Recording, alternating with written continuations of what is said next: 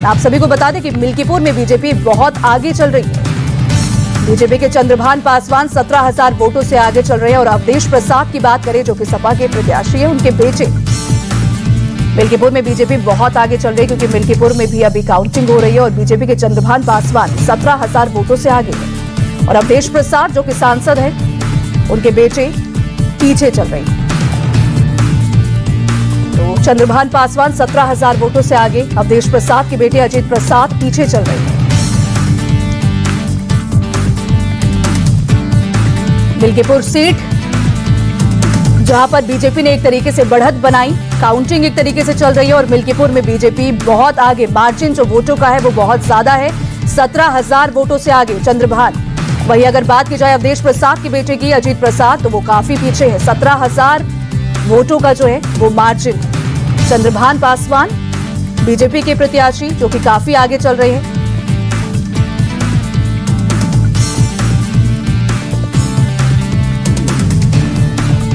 तो बीजेपी के चंद्रभान पासवान के लिए ये एक अच्छी खबर, क्योंकि अभी तक के रुझानों में काफी आगे, 17,000 वोटों से आगे चल रहे हैं।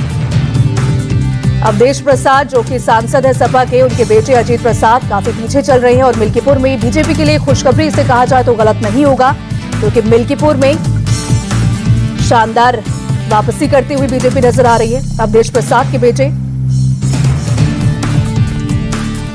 को चंद्रभान पासवान ने 17,000 वोटों से पीछे कर दिया है, पछाड़ दिया है एक तरीके से अजीत प्रसाद, जो कि चंद्रभान पासवान के खिलाफ उतरे थे, प्रतिद्वंदी एक तरीके से थे मिल्कीपुर चुनाव में। लेकिन अब चंद्रभान 17,000 वोटों से आगे हैं और अवधेश प्रसाद के बेटे अजीत प्रसाद काफी पीछे चल रहे हैं।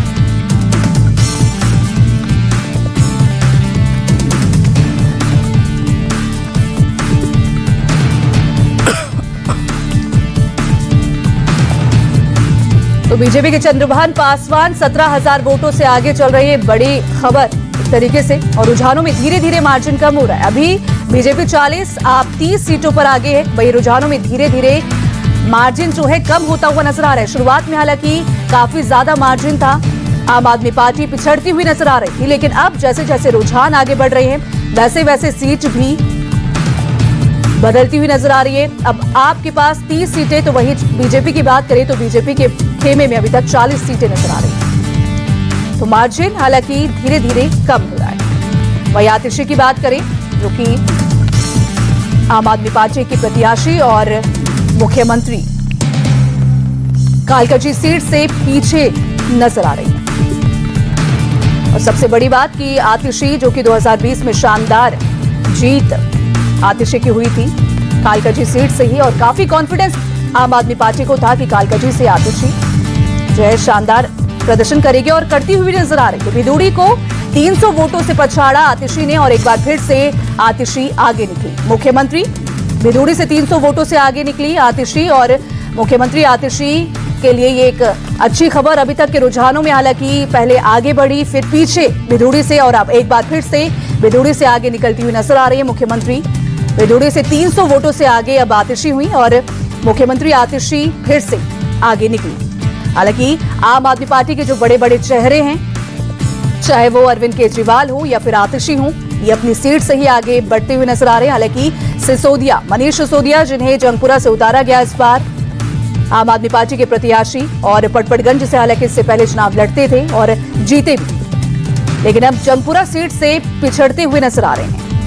हालांकि भिदोड़ी की बात करें तो भिदोड़ी 300 वोटों से पीछे चल रहे हैं आतिशी से, और अब मुख्यमंत्री आतिशी मारलेना एक बार फिर से आगे निकली और भिदोड़ी को पछाड़ दिया। वही मोतीनगर की बात करें तो मोतीनगर में बीजेपी आगे चल रही है, हरीश खुराना बीजेपी से। वही बिजवासन सीट की बात करें तो कैलाश गहलोत एक सेफ सीट बीजेपी के लिए, और जहां से कैलाश गहलोत को बीजेपी ने उतारा और अभी तक आगे चल रहे हैं। मंगोलपुरी की बात करें तो मंगोलपुरी में राजकुमार चौहान को उतारा था बीजेपी ने, और शानदार अभी तक प्रदर्शन करते हुए नजर आ रहे हैं अभी के रुझानों में। वही करोलबाग की बात करें दुष्यंत की, तो वो अभी तक पीछे हैं। मोतीनगर से हरीश खुराना आगे चल रहे हैं। बिजवासन सीट जो कि बीजेपी के लिए एक सेफ सीट कहा जाता है, क्योंकि बीजेपी की सीट है ये है, और शानदार अभी तक के रुझानों में प्रदर्शन करते हुए नजर आ रहे हैं। वही मंगोलपुरी की सीट से राजकुमार चौहान आगे चल रहे हैं। हालांकि आम आदमी पार्टी की बात करें तो आम आदमी पार्टी को अभी तक के रुझानों में 28 सीटें, तो वही बीजेपी को 42 सीटों से आगे चलती हुई नजर आ रही है। हालांकि अभी आपको अपनी स्क्रीन पर आम आदमी पार्टी के आगे जो है -34 यानी कि -34 भी नजर आ रहा होगा।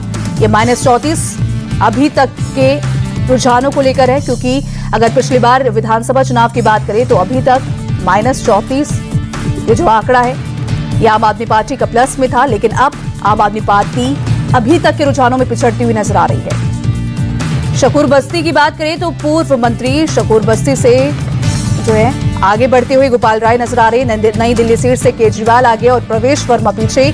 जंगपुरा से मनीष सिसोदिया शुरू से ही पीछे चल रही हैं। ग्रेटर कैलाश से सौरभ भारद्वाज पीछे और बीजेपी आगे चल रही है। हालांकि सौरभ भारद्वाज जो कि आपके लिए यानी कि आम आदमी पार्टी के एक बड़े नेता, जब अरविंद केजरीवाल और मनीष सिसोदिया जेल गए तब एक बड़े चेहरा बनकर उभरे और आतिशी ने और सौरभ भारद्वाज ने पूरी पार्टी को संभाला। लेकिन अब सौरभ भारद्वाज पिछड़ते हुए अपनी सीट से नजर आ रहे हैं। बाबरपुर से गोपाल राय आगे चल रहे हैं। वहीं नई दिल्ली से केजरीवाल फिर से आगे निकले और प्रवेश वर्मा जो कि बीजेपी का बड़ा चेहरा वो पीछे है। सोमनाथ भारती की बात करें तो पहली बार पीछे हुए सोमनाथ भारती और बीजेपी के सतीश उपाध्याय आगे निकले। मालवीय नगर में बहुत बड़ा उलटफेर देखने को मिला है।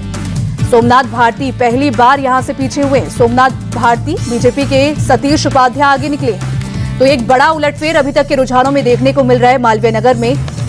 सोमनाथ भारती इससे पहले पीछे नहीं हुए थे और अब पीछे नजर आ रहे हैं। बीजेपी के सतीश उपाध्याय ने उन्हें पछाड़ा और मालवीय नगर में ये बड़ा उलटफेर देखने को मिला।